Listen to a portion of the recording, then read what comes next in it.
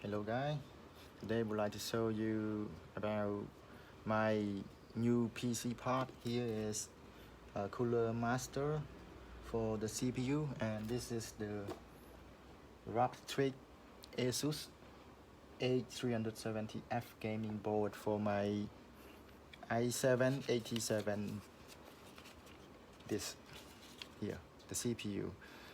I just need to swap this machine from the Ryzen 3 to this top Intel CPU because I found that the CPU of the Ryzen 3 really made me some concern, even though I fixed a lot of things on the blue screen, update the BIOS, something like that, it still pop up many problems to me. So now I swap from the Ryzen to Intel with the new board, CPU here, and also CPU cooler here from Cooler Master.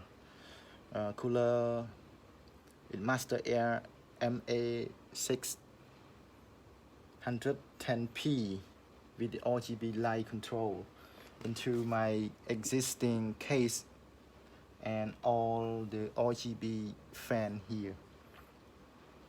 So I will make another video soon after this machine is built.